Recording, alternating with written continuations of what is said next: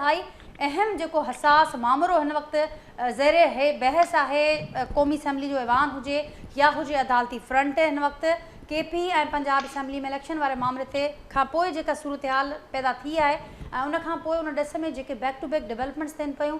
अॼु इंतहाई अहम ॾींहुं हो गुज़िरियल वीक तव्हां ॾिठो त पहिरियों भेरो इहो थियो तारीख़ में जो कि वफ़ाक़ी हुकूमत इहा ॻाल्हि कई त असीं अदालती जेका कार्रवाई आहे उनजो बाइकआउट कयूं था।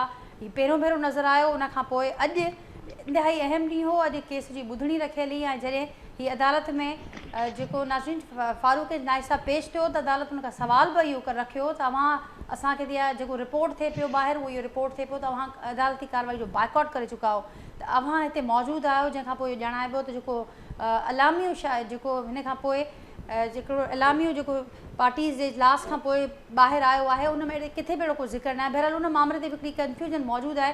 जेका अहम डेवलपमेंट थी आहे उहा इहा थी आहे त समूरो ॾींहुं अॼु मुख़्तलिफ़ जेके दलील साम्हूं आया रिमार्क्स साम्हूं आया उन खां पोइ अदालत सगूरी काल्ह ताईं फ़ैसिलो महफ़ूज़ करे वरितो आहे। KP ऐं पंजाब में इलेक्शन्स जे हवाले सां इंतहाई अहम डेवलपमेंट थी आहे ऐं उन खां पोइ रद्दमल साम्हूं अचण जो सिलसिलो जारी आहे। रद्दमल इहो साम्हूं अचे पियो हुकूमत जो त इंतहाई हसास ऐं अहम मामिलो आहे। जेकॾहिं जल्दीअ में तड़ तकड़ में हिन ते फ़ैसिलो ॿुधायो वियो त उहो फ़ैसिलो मुतनाज़े हूंदो। हुकूमत जी इहा कोशिश हुकूमत चाहे पई त का अहिड़ी बेंच हुजे जेका सभिनी जे लाइ क़ाबिल क़बूल हुजे पर हिन केस में ईअं न थियो आहे ऐं असांजी इहा दरख़्वास्त आहे हथ ॿधी हुकूमत अदालत सगूरी खे दरख़्वास्त थी करे त पंहिंजे घर अंदरि ॾिसो पंहिंजे घर जा मामला ठीकु कयो पोइ कयो। जेकॾहिं हिन तड़ तकड़ में को फ़ैसिलो अचे थो त उहो सॼी क़ौम खे ऐं हुकूमत खे क़बूल न हूंदो। बहरहाल नाज़रीन इंतहाई अहम जेको इजलास थियो आहे क़ौमी असम्बली जो इन अहम फ़ैसिले खां पोइ उन में प्राइम मिनिस्टर साहब बि ॻाल्हायो आहे ॿियनि बि ॻाल्हायो आहे। ॿिए पासे जेको रद्दमल साम्हूं अचे पियो पाकिस्तान तहरीक इंसाफ़ जो उहो इहा ॻाल्हि कनि पिया त हुकूमत पाण बाइकआउट जो चई अॼु पंहिंजे बाइकआउट वारे मामले तां पोइ ते हटी चुकी आहे। बाक़ी थियणो उहो ई आहे जेको आइन में लिखियलु आहे ऐं जेकॾहिं उनजी भञकड़ी थिए थी त पोइ वज़ीर आज़म ख़िलाफ़ु कार्रवाई बि थी सघे थी ऐं ॿिया मामला बि उन तरीक़े सां थी सघनि था। हीअ जेको समूरी सूरत हाल आहे उनखे जेको प्रोग्राम में फोकस कंदासीं सुभाणे छा थी सघे थो जेको इहो फ़ैसिलो आहे उहो छा थी सघे थो ऐं हुकूमत त पंहिंजी स्ट्रेटेजी वाज़े कई आहे। ऑपोज़िशन उनखे कीअं पियो ॾिसे मूंसां गॾु जेको पैनल मौजूदु आहे जो तारुफ़ असां कराईंदसि मूंखे जॉइन कयो आहे वीडियो लिंक ते पाकिस्तान तहरीक इंसाफ़ जा सीनियर अॻवान आहिनि फिरदोस शमीम नक़वी साहब वीडियो लिंक ज़रिए जो कि प्रोग्राम में मूंसां शरीक हूंदा। नाज़रीन मियाँ अज़ीम साहब आहिनि मुस्लिम लीग नून जा सीनियर अॻवान आहिनि वीडियो लिंक ते ई मूंसां गॾु मौजूदु आहिनि। शुहाब ओसो साहब आहिनि कानूनी माहिर आहिनि मूंखे कुझु देरि खां पोइ जॉइन कंदा ऐं शहादत अवान साहब पाकिस्तान पीपल्स पार्टी सां जो तालुक़ु आहे मुमलिकती वज़ीर बि आहिनि उहे पिणु मूंखे कुझु देरि में हिन प्रोग्राम में जॉइन कंदा। अवां ॿिन्ही खे भलीकार थी चवां हिन प्रोग्राम में। ऐं मियाँ साहब आपकी इजाज़त से फिरदौस साहब से गुफ्तगू का आगाज़ करती हूँ। फिरदौस साहब ये तो कहा जा चुका है कि फ़ैसला कल सुनाया जाएगा और उसके बाद रद्दमल आने का सिलसिला जारी है। हुकूमत ने बड़ा कैटेगोरिकली ये कहा है कि अगर उजलत में इस अहम और हसास मामले का फ़ैसला आता है तो वो नहीं माना जाएगा, वो मुतनाज़ समझा जाएगा। क्या कहेंगे आप? तो ये केस जो था सुप्रीम कोर्ट में ये इंटरप्रिटेशन ऑफ कॉन्स्टिट्यूशन का था। इसके लिए एक आदमी की भी बेंच की जरूरत नहीं थी। चीफ जस्टिस साहब कंसल्टेशन करते और उसके बाद इंटरप्रिटेशन ऑफ कॉन्स्टिट्यूशन के ऊपर सर्कुलर निकाल देते। आइन बिल्कुल वाजे, कोई एम्बिग्यूटी नहीं है। कोई वकील किसी भी जमात से हो वो ये नहीं साबित कर सकता कि प्रोविंशियल इलेक्शंस के अंदर 90 दिन से ज्यादा का कोई मोहलत दी गई है। जो आर्ग्यूमेंट्स आ रहे हैं अभी तक इलेक्शन कमीशन की जानिब से वो बेसलेस है। फॉर एग्जाम्पल उन्हीं ने जो 8 अक्टूबर की तारीख सेट की तो उन्हें कहा कि इस वक्त मुल्क माली दुश्वारी में। अच्छा, ये क्या गारंटी है कि 8 अक्टूबर तक वो माली दुश्वारी खत्म हो जाएगी? और वो गारंटी कौन दे रहा है? शहबाज शरीफ जो अपने भाई की गारंटी के ऊपर भी भाई को नहीं ला सके 4 साल बाद, उनकी गारंटी मानी जाए। इसी तरह वो कहने लगे लॉ एंड ऑर्डर सिचुएशन खराब है। अच्छा जी, ये कौन गारंटी लेगा कि जो आज सिचुएशन है उससे बेहतर या बदतर कौन करेगा? Chief of army staff guarantee दे रहे, तो ये भी नहीं है। तो दीज वर बेसलेस आर्गुमेंट्स। जो बुनियादी चीज ये है कि दुनिया भर में माजी में ऐसे हालात जब होते हैं तो उसके अंदर कौमें अपने ये कौमी जो मसाइल है इसका हल सबसे बेहतरीन तरीका ये वापस जमहूर के पास जाया जाए। आज चीफ जस्टिस साहब ने या ड्यूरिंग द हियरिंग जो है ये बात कह दी कि अच्छा जी 1 दिन के बजाय 2 दिन पे इलेक्शन कर देंगे तो रिक्वायरमेंट सिक्योरिटी फोर्सेस की आधी हो जाएगी। उस पर आपका क्या ख्याल है? Where there is a will there is a way कहते हैं। तो सिक्योरिटी के मसले के हल करने होने का नेवी एयरफोर्स से मांग लीजिए, नेवी एयरफोर्स से मांग लीजिए, वो नहीं है तो रिजर्व फोर्सेस से मांग लीजिए। तो इलेक्शन तो आपको सिक्योरिटी का तो मामला हल हो सकता है। और पैसे का हल तो खुद बहुत सारे टेलीविजन चैनल्स ने अनाउंस कर दिया कि जी अगर हुकूमत नहीं पैसे दे तो हम टेलीथॉन करा देते हैं, उसमें भी 20 अरब रुपए जमा हो जाएंगे 1 हफ्ते के अंदर। शर्म की बात है ऐसी बात करना हुकूमत को, जो 160 अरब के जो है लैपटॉप बांट दे, मुफ्त आटा बांट दे, लेकिन इलेक्शन कराने के लिए 20 अरब रुपए था। कौन सा तरीकाकार है जिसका फॉरेन मिनिस्टर जो है 6 माह के अंदर 2.5 अरब से ज्यादा रुपए जो है फॉरेन ट्रिप्स पे खर्च करते हैं। आप वो मुल्क जो है वो ये कहे कि अपने 11,000 अरब रुपए के बजट में 60 अरब रुपया नहीं निकाल सकता इलेक्शन के लिए। This is ridiculous. और मैं ये समझता हूं कि जो लोग ये कह रहे हैं, मैं अगर इस वक्त चीफ जस्टिस ऑफ पाकिस्तान होता तो मैं साथ साथ ये भी फैसले में सुनाता कि अगर इलेक्शन कमीशन ऑफ पाकिस्तान या बाकी लोग इस काम को नहीं मानेंगे तो चीफ जस्टिस साहब इन सब के ऊपर जो है आर्टिकल 6 के तहत मुकदमा चलाएंगे, because this is putting the constitution in abeyance या सबरोगेटिंग द कॉन्स्टिट्यूशन। ये दोनों चीजें ऐसी मिसाल कायम होनी चाहिए कि आइंदा पाकिस्तान में कोई शख्स सोचे नहीं, चाहे वो किसी जमात से भी हो। ये मैं किसी खास जमात के लिए ये, चाहे वो जुडिशरी से ताल्लुक रखता हो, चाहे एग्जेक्टिव से करता हो, चाहे वो सियासतदान हो, चाहे वो फौज का हो, कोई शख्स भी ये सोचे कि वो पाकिस्तान के आइन के साथ खिलवाड़ करेगा तो ये खिलवाड़ करने की इजाजत ही नहीं। कॉन्स्टिट्यूशन हर पाकिस्तानी की रेड लाइन होनी चाहिए। ठीक। हाँ, कॉन्स्टिट्यूशन की इंटरप्रिटेशन की राइट किसकी है? बनाने की राइट असेंबली की है, लॉ बनाने की राइट असेंबली की है, एग्जीक्यूट कराना एग्जेक्टिव का है, इंटरप्रिटेशन करना सुप्रीम कोर्ट का है। एंड सुप्रीम कोर्ट का फैसला फाइनल होना चाहिए। और चीफ जस्टिस का रोल क्या है? Is he first among all the जजेस? यस। सुप्रीम कोर्ट की इंटरनल बातें बाहर आनी चाहिए? नहीं। सुप्रीम कोर्ट में द जजेस are suppose to speak through their judgment. वो पब्लिकली किसी कंट्रोवर्सी पे नहीं आते, कमेंट नहीं दे सकते, बयानात नहीं दे सकते।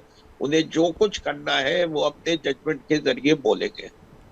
और कॉन्स्टिट्यूशन की इंटरप्रिटेशन के लिए आपस में वो अंदर बैठ के जो डिबेट करना चाहे करें, बट कॉन्स्टिट्यूशन की इंटरप्रिटेशन जो है वो एक जज बोलेगा, वो सुप्रीम कोर्ट का चीफ जस्टिस बोलेगा, and that is to be considered as the judgment of the entire supreme court.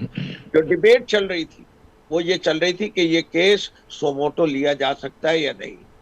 किसी जज ने ये नहीं कहा कि इलेक्शन 90 दिन में नहीं हो सकते या इस 90 दिन को एक्सटेंशन दी जा सकती है। जितने मसाइल हैं वो सोमोटो से रिलेटेड थे, मेरे लिहाज से वो आने ही नहीं चाहिए थे, लेकिन अब आ गए तो कल फैसले का हमें इंतजार कर रहे हैं।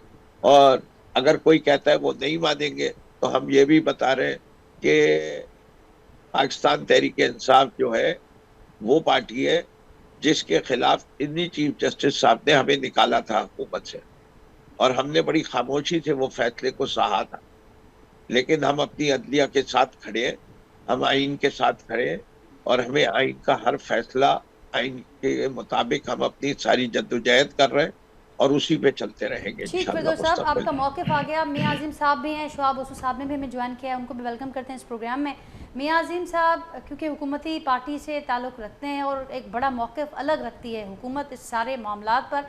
हुकूमत ये समझती है कि पहले इसका फ़ैसला होना चाहिए, जो खुद घर के अंदर से जो आवाज़ें उठ रही हैं और जो एक बुनियादी एक सवाल रेज़ हुआ कि 2-3 का वो फ़ैसला था या 3-4 का वो फ़ैसला था या 4-3 का वो फ़ैसला था, पहले उसका फ़ैसला होना चाहिए, फिर ये मामला आगे होने चाहिए। हुकूमत से मज़ीद जान लेते हैं। मियां अज़ीम साहब क्या कहेंगे आप? फिरदौस साहब ये कह रहे हैं कि वो अदलिया के साथ, वो आइन के साथ खड़े हैं, ऐसा कुछ भी होता है हुकूमत की जानिब से तो वो गैर आइनी होगा। बिस्मिल्लाहिर्रहमानिर्रहीम। सबसे पहले तो फरदौस साहब ने जो बिल्कुल अपनी पार्टी का और जो मौक़िफ़ बयान किया है, उसमें देखें एक गौर तलब जो बात है ना, वो ये है कि आपको याद होगा कि जब पंजाब असम्बली के अंदर चौधरी शहजाद साहब ने एक लेटर भेजा था पंजाब असम्बली में बजरिया, ये स्पीकर असम्बली को भेजा था, तो वहां पे एक पॉइंट हाईलाइट हुआ था कि फैसला जो है वो पार्टी का सदर नहीं करेगा, पार्टी का सरबराह नहीं करेगा, पार्लिमानी जो सरबराह है वो करेगा। अब मसला क्या था वहां पे ये मसला था कि चौधरी परवेज लाई साहब जो थे वो थे इमरान खान साहब के साथ, और जो चौधरी शहजाद साहब थे काफली के सरबराह, वो थे पीडीएम के साथ थे। अब वहां पे हमें भी पता चला, हमने भी कानून को जब देखा करीब से, तो ये बात तो बिल्कुल अयां थी कि पार्लियामेंट का फैसला पार्लियामेंट के अंदर ही पार्लियामेंट का जो सरबराह है उसने ही करना था। अब मसला ये है कि कानून के मुताबिक ये फैसला चौधरी परवेज लाई साहब ने करना था, असम्बली को तहलील जो करना था वो चौधरी परवेज लाई साहब ने करना था अपनी मर्जी से। अब सवाल यहाँ पे ये पैदा होता है कि क्या चौधरी परवेज लाई साहब ने अपनी मर्जी से पंजाब असम्बली को तहलील किया है, या कि उनके ऊपर कोई फैसला मुसल्लत किया गया?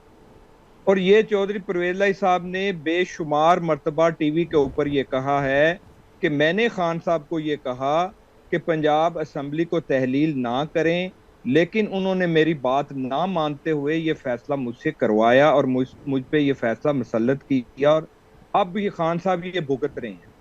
बात ये है कि ये फैसला गैर आईनी है, ये फैसला खान साहब ने करवाया है, ये परवेज लाई साहब ने फैसला नहीं किया। ये परवेज लाई साहब से ये फैसला मुसल्लत किया गया और परवेज लाई साहब ने ये जो पंजाब असम्बली है उसको तहलील किया है। अब ये तो इसके ऊपर ये पॉइंट जब सुप्रीम कोर्ट में गया तो सुप्रीम कोर्ट के अंदर जज साहब ने बकायदा ये पॉइंट भी हाईलाइट किया। जब 7 रुकनी बेंच तश्कील दिया गया था तो उसमें भी ये पॉइंट सामने आया था कि क्या ये देखना चाहिए ये जो असम्बली तहलील हुई है जिसने 5 साल अपने पूरे नहीं किए, उसकी क्या वजूहात हैं। तो ये इस पॉइंट को भी दबा दिया गया और उसके ऊपर कोई बात दोबारा नहीं की गई। अब मसला ये है कि एक तो ये बात है हमारे सामने, और इसके ऊपर भी सुप्रीम कोर्ट को सो मोटो उस वक्त लेना चाहिए था कि ये असम्बली जो है तहलील की गई है, ये सो मोटो उस वक्त बनता था कि ये खान साहब के कहने पे हुई है, ये पार्लियामेंट के अंदर फैसला नहीं हुआ, असम्बली के अंदर नहीं फैसला हुआ, ये फैसला मुसल्लत किया गया है, ये सो मोटो होना चाहिए था। चलें, बहरहाल ठीक मियां साहब ये सो मोटो होना चाहिए था, लेकिन आप लोग भी तो जा सकते थे, हुकूमत इत्तेहाद खुद क्यों नहीं गया अदालत में अगर सो मोटो नहीं हुआ इस मामले पर? बिल्कुल जी आप बिल्कुल, आपका सवाल ये बिल्कुल ठीक है, लेकिन उस वक्त हमको जाना चाहिए था या नहीं जाना चाहिए था, वो तो सारी पार्टियों के साथ मशवरा करके हमें ये कदम, मैं ये समझता हूँ ये बिल्कुल उस वक्त भी हमें सुन लेना, मैं ये कह रहा हूँ कि उस वक्त भी हमें जाना चाहिए। तारीफ कर रहा हूँ आपकी, मैं हमें जाना चाहिए, बोल नहीं रहा बीच में, मैं तो माशाल्लाह सोच की तारीफ कर रहा हूँ और आपके चले आपकी मेहरबानी। दूसरी ये बात है कि सो मोटो ले लिया, अब 7 रुकनी इन्होंने बेंच तश्कील दे दिया, 7 रुकनी बेंच के बाद 5 रुकनी बेंच हो गया, 5 रुकनी के बाद 3 रुकनी हो गया। अब ये 7 से 3 तक ये पहुंचा है, ये भी एक लंबी स्टोरी है, अभी इसको भी हम बयान करना शुरू करेंगे तो प्रोग्राम का टाइम कम है। अब देखें, हुआ ये है कि चीफ इलेक्शन कमिश्नर ने जब पहले फैसला आया उस फैसले को मानते हुए उन्होंने आर्टिकल 218 के मुताबिक जो उसके ऊपर इम्प्लीमेंट करना शुरू कर दिया, और जब आर्टिकल 219 की बारी आई तो उस वक्त उन्होंने कहा कि जी मैं उसको मद्देनजर रखते हुए उन्होंने ये कहा कि मैं ये इलेक्शन अभी नहीं करवा सकता, ये अक्टूबर 8 तारीख तक उन्होंने टाइम दिया, क्योंकि इलेक्शन करवाने के सारे इख्तियारात जो हैं हर चीज को मद्देनजर रखते हुए ये इलेक्शन कमिश्नर का ही के इख्तियार हैं और उनके उनके पास ही रहने चाहिए। अब मसला ये सुप्रीम कोर्ट के पास एक ही पॉइंट है जी कि 90 दिन के अंदर इलेक्शन होने चाहिए। वो बात कर रहे हैं आर्टिकल 224 की। अब 224 के अंदर ये तो बड़ा वादे लिखा हुआ है कि 90 दिन के अंदर इलेक्शन होने चाहिए, और इसके आगे कोई तशरीह नहीं है, कोई ऐसी बात नहीं लिखी हुई कि 90 दिन के अंदर अगर इलेक्शन नहीं होते, किस वजह से नहीं होते, तो फिर क्या होना चाहिए। ठीक मियां वहां साहब, पे बड़े अहम। पाकिस्तान का कॉन्स्टिट्यूशन जो है वो साइलेंट है। ठीक। तो मकसद ये है हमारा बात करने का, मुल्क मुल्क के जहां तक मुल्क को पहुंचाया गया है किसी एक बंदे की ख्वाहिश की को मद्देनजर रखते हुए, अदालतों को चाहिए कि मुल्क को देखें। किसी एक शख्स की वजह से मुल्क को जितना बड़ा नुकसान पहले 5 सालों में, पिछले 4 सालों में पहुंचा है और अभी हम भुगत रहे हैं, उसकी ठीक सारियां मियां साहब, गलतियां आपका हमने पॉइंट आ अपनी गया। मुझे झोली एक में यहाँ पर एक डाली। मुख्तसर ब्रेक लेना है, फिर हमारे साथ लीगल एक्सपर्ट भी हैं, उनसे भी राय लेंगे ज़रूर। आपने कहा कि अदालतों को देखना चाहिए कि इस वक्त मुल्क का सोचना चाहिए। अदालतें भी यही कह रही हैं कि इस वक्त जो सियासी पार्टीज़ हैं उनको मुल्क का सोचना चाहिए और डायलॉग की तरफ आना चाहिए। सारा बोझ इस वक्त वफाकी हुकूमत पर है, लेकिन डायलॉग का कोई मामला नज़र नहीं आता। नाज़रीन, मुख्तसर ब्रेक था वठूं, ब्रेक खां पोइ वापसि अचूं था। जेका हिन वक़्तु सूरत हाल नज़र अचे पई, इनखे वधीक असीं डिस्कस कंदासीं। शोआब ओसो साहब मूंसां गॾु मौजूद आहिनि प्रोग्राम में। मुख्तसर ब्रेक, वापसि था अचूं। वेलकम बैक नाज़रीन, फिर ॿीहर तव्हांखे प्रोग्राम में भली कार था चऊं। नाज़रीन, अलॻि अलॻि मौक़िफ़ साम्हूं अचनि पिया, पैरेलल नैरेटिव नज़र अचनि पिया। हुकूमत हिकिड़ो अलॻि मौक़िफ़ ॾिए पई, ऑपोजिशन हिकिड़ो अलॻि मौक़िफ़ ॾिए पई। कोर्ट सॻोरी अंदरि जेके मामला हलिया आहिनि, जहिड़ी रीति जेका कार्रवाई रही आहे, अॼु जेको इंतिहाई अहम ॾींहुं हो, खोड़ अहम रिमार्क्स साम्हूं आया ऐं सुभाणे ताईं फ़ैसिलो महफ़ूज़ थियो आहे। उन ई सूरत हाल खे वधीक डिस्कस कंदा। त शोआब साहब बि मींहं मूंसां गॾु मौजूद आहिनि। शोआब साहब, अस्सलाम वालेकुम। शोआब साहब, सूरत हाल अवां जे साम्हूं आहे, बल्कि मां ॿई जेके पैनलिस्ट आहिनि उर्दू स्पीकिंग आहिनि, त मुंहिंजी कोशिशि हूंदी त अवां बि जेकॾहिं उनखे बायलिंगुअल रखंदो त हू बि उनखे बहितर अंडरस्टैंड करे सघंदा। त जेका हिन वक़्तु समूरी सूरत हाल आहे, इन सूरत हाल में अवां सम्झो पिया त सुभाणे जेको फ़ैसिलो अचे पियो, हुकूमत पंहिंजी पोजीशन वाज़े करे चुकी आहे, ऑपोजिशन बि ॼाणाए पई त हुननि जी छा पोजीशन हूंदी, छा स्ट्रेटजी आहे। अवां सम्झो पिया त को बुरहान जो सुभाणे को हल निकिरंदो, या अवां सम्झो पिया त हीअ मामला वधीक गंभीर थींदा। कीअं ॾिसो पिया, सुभाणे को फ़ैसिलो अची सघे थो, को हुकुम अची सघे थो, का बेंच जी का जोड़जक थी सघे थी, या को वधीक को टाइम ॾेई सघिजे थो, छा थी सघे थो सुभाणे? ॾिसो, हाणे हिन वक़्तु जेका मुल्क जी जो इस वक्त मुल्क की सूरत हाल है, उस पर कोई हतमी तौर पे तो कोई भी मैं नहीं समझता कि कोई राय दे सकता है कि यही होने जा रहा है। लेकिन जो इस वक्त के हालात हैं उसमें 2-3 चीज़ें बिल्कुल आया हैं। एक तो कि पॉलिटिकल लीडरशिप जो है वो मुकम्मल तौर पे जो है बढ़ चुकी है, और इस हद तक बढ़ चुकी है कि अब उनके इख्तिलाफात जो हैं वो दुश्मनी में बदल गए हैं, और वो एक दूसरे के साथ बैठना भी नहीं चाहते। और ये बहुत ख़तरनाक, मैं समझता हूँ कि बहुत ही ख़तरनाक बात है, बहुत ही ख़तरनाक डेवलपमेंट है, क्योंकि डेमोक्रेसी में मसाइल हमेशा होते हैं, मुख्तलिफ किस्म के एक दूसरे के साथ डिस्प्यूट्स भी होते हैं। जमहूरियत नाम ही इसका है, मुख्तलिफ आप जो इख्तिलाफात हैं उनको आप रिजॉल्व करें, जिसके लिए जमहूरियत ने आपको इदारे दिए हुए हैं। सबसे बड़ा इदारा पार्लियामेंट है। अब अनफॉर्चुनेटली पार्लियामेंट को बिल्कुल इररिलेवेंट कर दिया गया है, एक टॉक शॉप बन गया है पार्लियामेंट।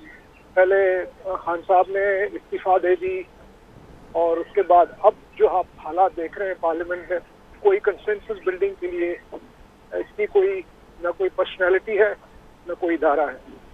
और दूसरा जो मसला पैदा हुआ है वो है कि अनफॉर्चुनेटली खुद जुडिशरी के अंदर भी एक तफरीक नज़र आ रही है, जो बहुत ख़तरनाक है। अब आपको पता है कि मॉडर्न डेमोक्रेसीज में जो सुप्रीम कोर्ट होती है उसका काम बेसिकली कॉन्फ्लिक्ट्स रिजॉल्व करना, आखिरी द लास्ट रिजॉर्ट जो होता है, आखिरी आपका जो एक इख्तिलाफात को ख़त्म करने का इदारा है, जो सुप्रीम कोर्ट होती है, जहाँ पे आइन और कानून की रोशनी में एक फैसला दिया जाता है जिसको फिर सबको मानना पड़ता है। अब अनफॉर्चुनेटली कुछ सालों से ये हो रहा है कि सुप्रीम कोर्ट के अंदर भी अब फैसला आईनी और कानूनी हम उस पर नहीं कोई अपनी राय दे सकते कि ये गैर कानूनी था या गैर आईनी था, लेकिन उससे ज्यादा खतरनाक जो इख्तिलाफात सामने आ रहे हैं वो है कि फैसला किस तरह दिया जा रहा है। अब जब फैसला आप इनट्रांसपेरेंट, ओपेक या कंट्रोवर्शियल तरीके से देंगे और खुद सुप्रीम कोर्ट के अंदर ब्रदर जजेस की तरफ से एतराज उठेगा, तो जाहिर है उससे फिर सुप्रीम कोर्ट की साख और जो ऑर्डर है उसकी ताजीम जो है वो कम होगी।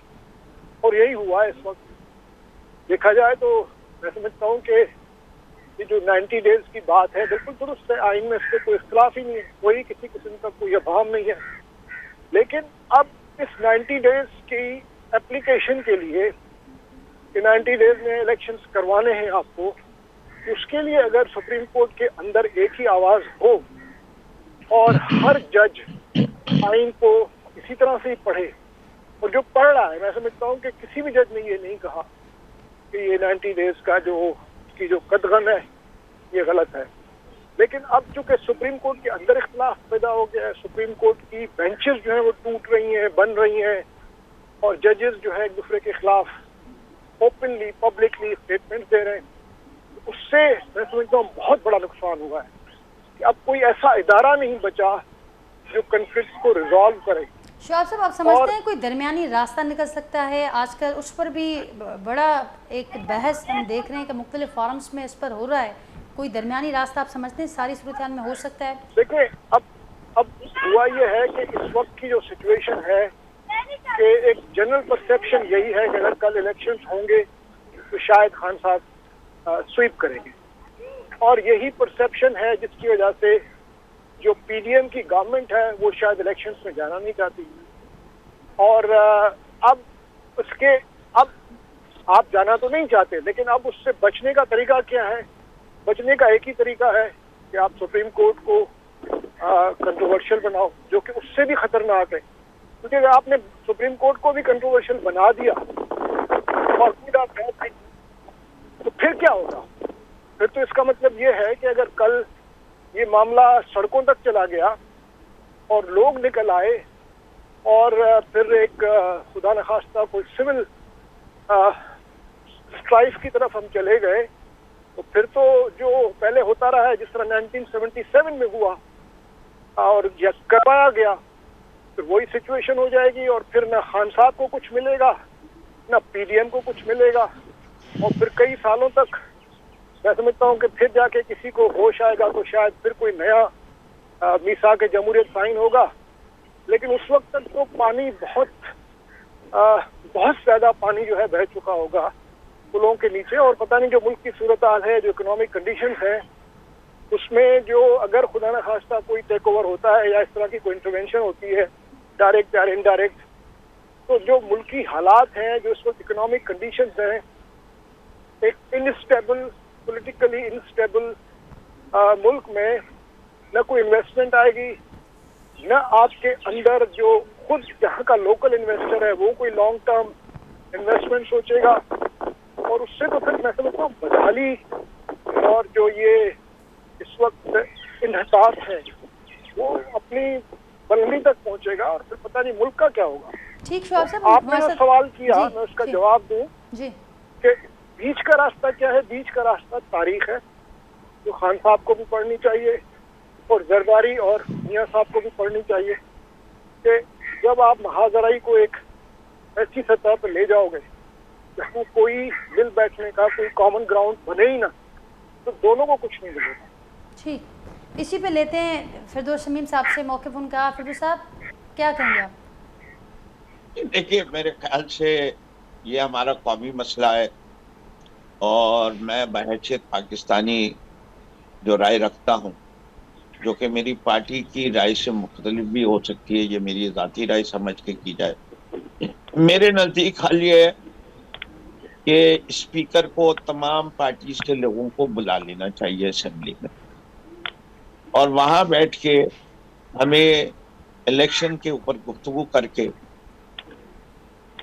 मई जून के अंदर इंतखाबात की बात करनी चाहिए, और तमाम इंतखाबात एक वक्त में होने चाहिए। उसके लिए आइन में तरमीम करनी पड़ेगी one time to regularise this aspect के ये इलेक्शन जो है नहीं होंगे। उससे कम से कम पीडीएम के ये खदशात कि जी कि अगर प्रोविंशियल गवर्नमेंट्स एग्जिस्ट करती होंगी तो हम रिजल्ट नहीं मानेंगे, वो तो हम दूर कर देंगे।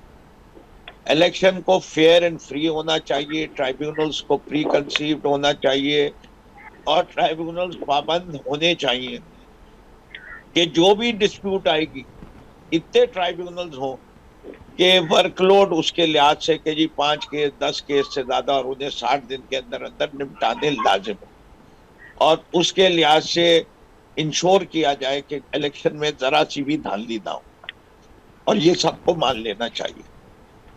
तब तो मेरे ख्याल से हल निकलता है। और इसके अंदर एक उससे पहले भी जरूरत है कि एक दोबारा से तमाम पार्टियों को मिलकर सिविल मिलिट्री रिलेशनशिप को डिफाइन करना है, इससे कि हमारे यहाँ आर्मी का जो रोल रहा है, जो सिविलियन गवर्नमेंट से सुप्रीमेसी है, that is not conducive for democracy और उसको भी हैंडल करने के लिए बड़ी एहतियात की जरूरत है।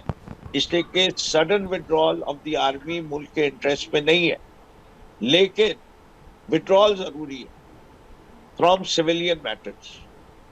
जो हमारे यहाँ की मिलिट्री एस्टेब्लिशमेंट जो है हर चीज में है, बिजनेस में वो है, इंडस्ट्री में वो है, एस्टेब्लिशमेंट में वो है, जुडिशरी को वो मैनेज कर रही है, सियासी जमातों को वो मैनेज कर रही है, ऑडियो लीक्स वो कर रही है, वीडियो लीक्स वो कर रही है, ये सब नाजायज है।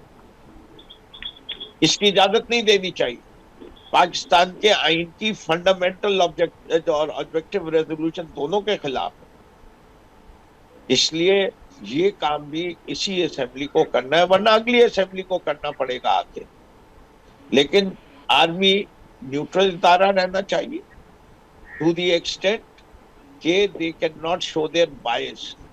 कोई आदमी न्यूट्रल नहीं होता, लेकिन एज एन इंस्टीट्यूशन उनको किसी पार्टी की तरफ झुकाव नहीं कर सकते। उनका एक आईनी किरदार है which is security of the border, which is providing internal security to the country, वो उस तक महदूद रहे। उसके अलावा अगर वो किसी और मामलात में आते हैं तो वो अगर सिविलियन गवर्नमेंट उनसे मदद मांगे तब, उसके अलावा नहीं आ सकते, चाहे वो फॉरेन अफेयर्स हो, चाहे डिफेंस प्रोडक्शन हो, चाहे कोई और चीज हो।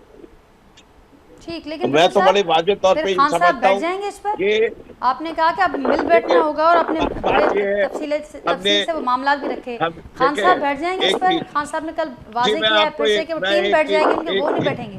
जी, आपका सवाल समझ गया। पहली चीज मेरे पीएमएलएन के भाई ने कहा तो वो परवेज इलाही की उम्र जो है ना इस वक्त 14 साल से कम है, वो दूध पीते हुए बच्चे हैं। उन्हीं ने जो अपने खत के ऊपर अपना सिग्नेचर जब्त किया, उसके पीछे खान साहब ने बंदूक की नाली उनके सर पे रखी हुई थी। जो 186 मेंबर थे उन्हीं ने उनके फैसले की तायीद नहीं की थी। वो एक शख्स का फैसला था, इमरान खान का फैसला था, जो उन्हीं ने परवेज इलाही पे मुसल्लत कर दिया। क्या आर्ग्यूमेंट है। माशाल्लाह भाई, मैं राय दे रहा हूँ, मैं कोर कमेटी का मेंबर हूँ, मैं राय रखता हूँ, मैं वो राय उनके सामने लेके भी जाऊंगा। पहले बिस्मिल्लाह तो कीजिए, असेंबली में तो जाने दीजिए। ये कैसी अच्छी असेंबली बनाई हुई है। इसमें रियाज आजिज जो है, राजा रियाज साहब जो हैं, राजा रियाज साहब पाकिस्तान तहरीके इंसाफ की नुमाइंदगी कर रहे हैं एज ऑपोजिशन लीडर। पूरे पाकिस्तान में गली में किसी एक बच्चे से भी पूछ लो, वो कहेगा लोटा है। लोटा किसी पार्टी की तो मैं नहीं कर सकता, लेकिन शहबाज शरीफ और पीडीएम की हुकूमत के लिए वो ऑपोजिशन है। क्या बात है। ये तो इनके इंसाफ के तकाजे। ये मुझे वो तो बात करते हैं, जरा राजा रियाज साहब की जस्टिफिकेशन तो ला दे। पार्टी निकाल चुकी है उन्हें, पार्टी का लीडर निकाल चुका है, पार्टी का जनरल सेक्रेटरी ने साइन किया, पार्टी के वाइस चेयरमैन ने साइन किया। लेकिन वो चूंकि पंजाब असेंबली के अंदर उन्हीं ने वोट किया था, डिसीट हो गए। इधर उन्हीं ने वोट नहीं किया तो ये बैठे हुए, लेकिन असूली तौर पे तो जब वो पार्टी के लीडर की बात ही नहीं मान रहे, वो टेक्निकली डिसीटेड है। और ये आने क्यों नहीं दे रहे असेंबली में? जबकि कोर्ट ने गैर रिस्टोर की हुई है, कैंसिल कर दी है वो ठीक, राजा। चलिए उसकी मौक़िफ़ ले राजा लेते हैं इस पर प्रेमी मियाँ वचन। अजीम साहब से। मियाँ साहब, आप क्यों ना बिस्मिल्लाह करें, वो कह रहे हैं आप बिस्मिल्लाह करें, फिर ये सारे मामला हम मिल बैठ के कर सकते हैं। बहरहाल वो अभी जवाब नहीं आया कि खान साहब बैठेंगे फिर उसके बाद या नहीं बैठेंगे। आप अपनी बात कंप्लीट करें कि आने क्यों नहीं दे रहे, पीटीआई आना चाहती है इस मामला में। देखें, सबसे पहले जो फरदौस साहब ने जो कहा है कि बिल्कुल सबको मिल बैठना चाहिए, और इन्होंने एक अपनी राय दी है कि स्पीकर कौमी असम्बली को चाहिए ये कदम उठाना और सबको मिला के बैठ के कोई मसले का हल ढूंढना चाहिए। ये तो बिल्कुल इनकी राय बिल्कुल ठीक है। किसी भी तरीके से सब पार्टियों को आपस में बैठ के मुल्क के लिए सोचना चाहिए और मुल्क को आगे लेके जाने की कोई प्लानिंग करनी चाहिए। बात ये है यहाँ पे कि ये तो यहाँ तक तो ये बात बिल्कुल ठीक है, लेकिन आप इसके साथ साथ ये भी देखें कि खान साहब ने ये जो सब कुछ किया है, ये सिर्फ और सिर्फ, जैसे मैंने पहले भी कहा, कि सिर्फ और सिर्फ कानून को, पाकिस्तान के कॉन्स्टिट्यूशन को एक तरफ रख के आप ईमानदारी से ये बताएं कि ये जो सब कुछ हुआ है ये एक बंदे की ख्वाहिश के ऊपर हुआ है। हुआ ये है कि अब देखें, मेरी बात सुने, कैसे आप मेरी बात सुने, मेरी बात सुने, मेरी बात सुने। बात ये है कि खान साहब की हुकूमत जो थी वो पंजाब में, केपीके में, गिलगित में, कश्मीर में सदर उनका, और सिर्फ खान साहब खुद इक्तदार में नहीं थे। वो जब पीडीएम की हुकूमत बनी तो कहते थे ये 20 किलोमीटर की हुकूमत है, इनसे हमें कोई फर्क नहीं पड़ता। तो इस तरह के ये जुमले इन्होंने बयान किए थे टीवी के ऊपर। लेकिन गुजारिश ये है कि अब फिक्र ये है, गौर ये करना चाहिए कि चलें, आप कहते हैं जी अभी इलेक्शन जो है 90 दिन के अंदर हो जाने चाहिए, 30 अप्रैल को इलेक्शन हो जाने चाहिए। अब 30 अप्रैल को इलेक्शन जो होंगे, अब पंजाब में जो इंटरिम गवर्नमेंट बन चुकी है, फेडरल में जो है वो इंटरिम गवर्नमेंट तो नहीं है। अब जब इलेक्शन हो जाते हैं तो उसका रिजल्ट जो है वो खान साहब नहीं मानेंगे।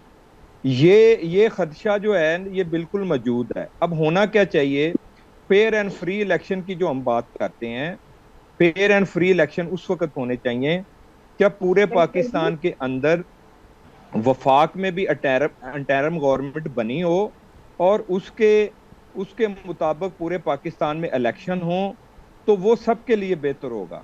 उसमें एक और कबाहत ये है कि फर्ज करें कि अभी ये पंजाब के और केपीके के इलेक्शन हो जाते हैं, तो आइंदा 5 साल के बाद भी यही होगा कि ये पंजाब के और केपीके के इलेक्शन पहले करवाने पड़ेंगे और प्रोविंशियल के बाद में किए जाएंगे।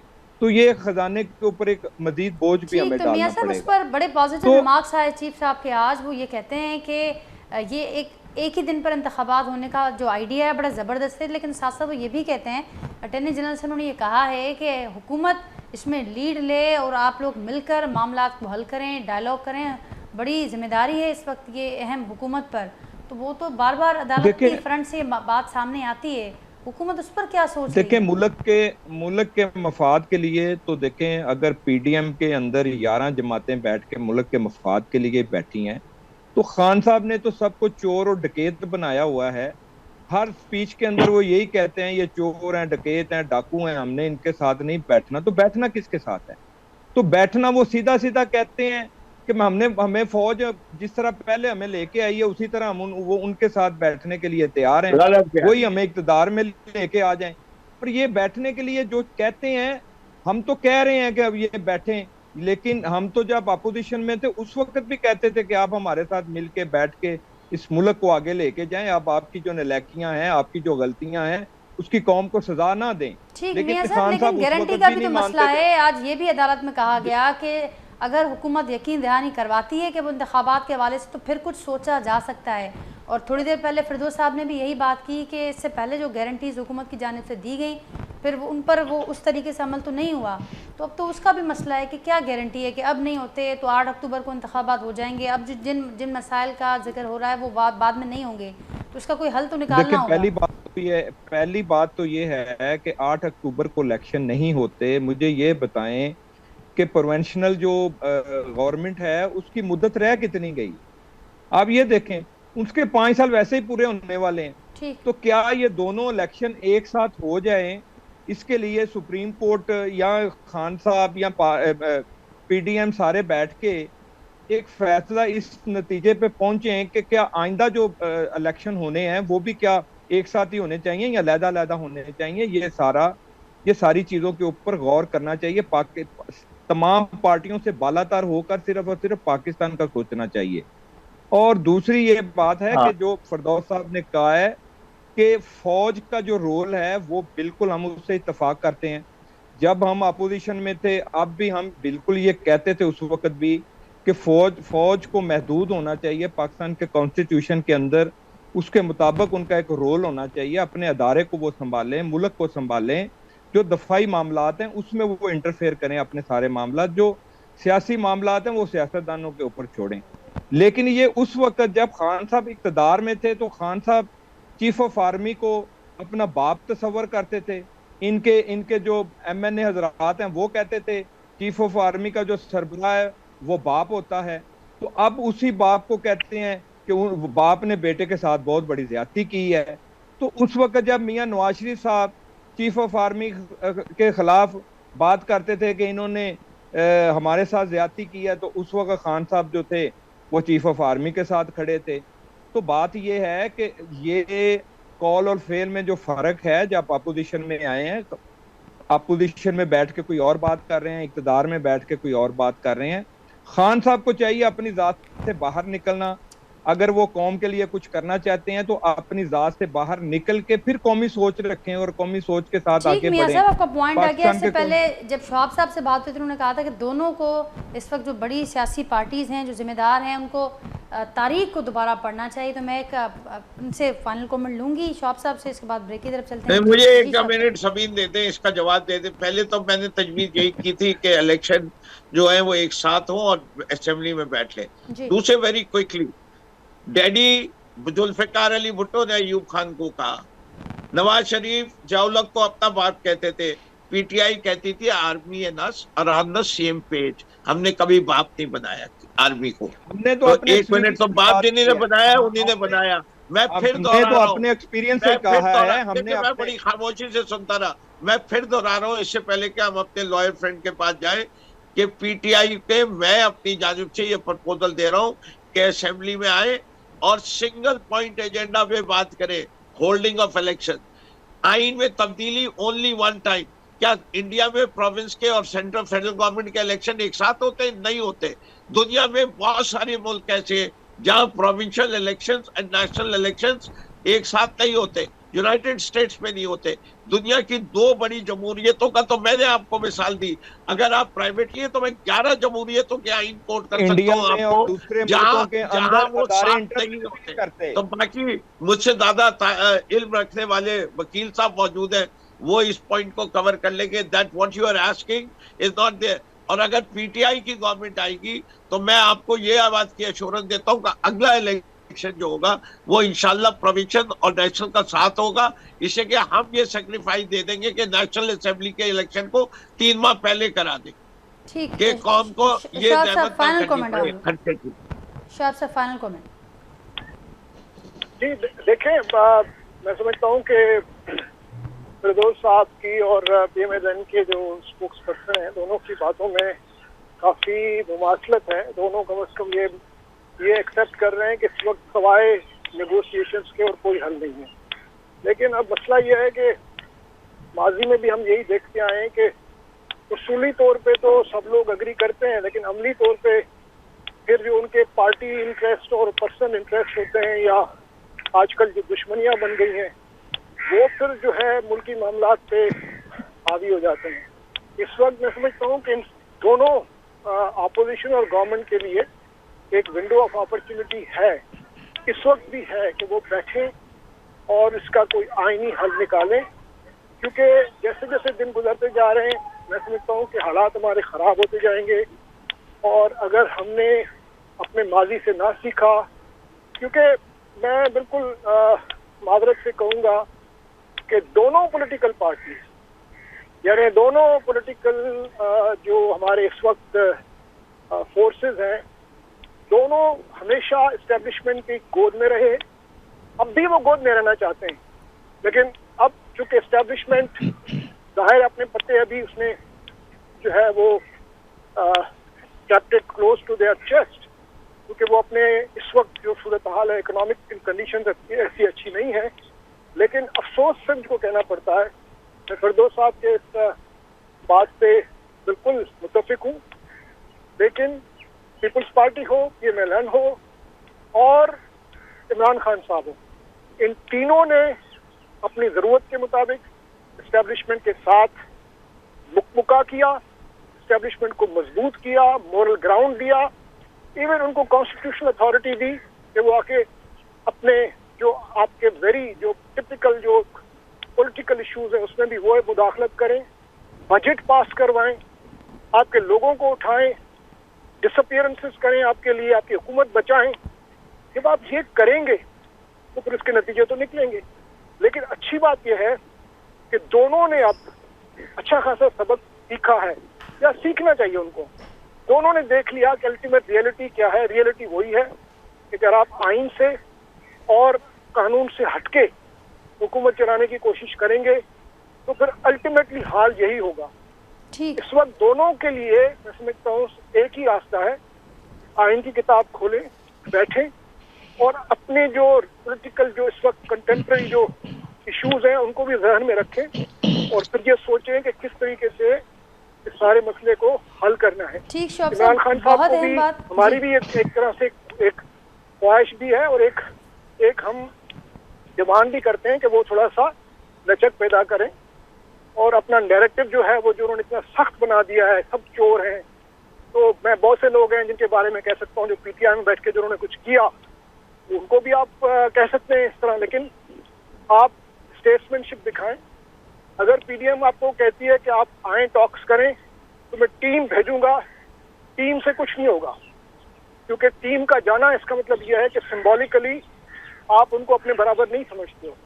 तो नियत अगर नहीं होगी तो फिर कामयाब नहीं होंगे टॉक्स।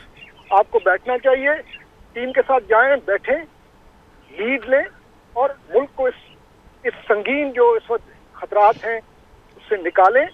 मैं समझता हूँ उसका इनको पॉलिटिकल भी बहुत ज्यादा बेनिफिट होगा, ठीक। क्योंकि ये नैरेटिव अब चलेगा नहीं कि सब चोर हैं, सब डाकू हैं। हम भी कहते हैं कि चलें कुछ चोर होंगे इसमें, लेकिन अब चूंकि वो चोर या डाकू जिनको आप कह रहे हैं उनके पीछे भी लाखों लोग हैं, आपको उनके साथ बैठना पड़ेगा। और अगर आपको उनको शिकस्त देनी है तो सिर्फ इलेक्शंस में ही शिकस्त दे सकते हैं, ठीक शौब नैरेटिव से साहब, नहीं। वरी महिरबानी ये- जी। टाइम्स ये थोड़ी मेरी घटताई है पर वहाँ जो पॉइंट बिल्कुल अच्छी हुआ है, तमाम अहम पॉइंट है। मियाँ आज़िम साहब आपका भी बहुत शुक्रिया, फिरदौस शमीम साहब आपका भी बहुत शुक्रिया, आपने वक्त निकाला। माज़ीअ मां सिखणो पवंदो, जेकॾहिं न सिखियासीं त पोइ ही मामरा जेके नज़र अचनि पिया, जा नतीजा हूंदा उहे शायदि ही उनखे संभालणु कंहिंजे वस में हुजे। त ही अहम ॻाल्हियूं नाज़रीन मां कयूं ऐं जेके शौब साहब जूं मां ॿुधियूं ऐं ॿियनि जी गुफ़्तगू ॿुधी। हिकु मुख़्तसिर ब्रेक था वठूं, ब्रेक खां पोइ वापसि था अचूं।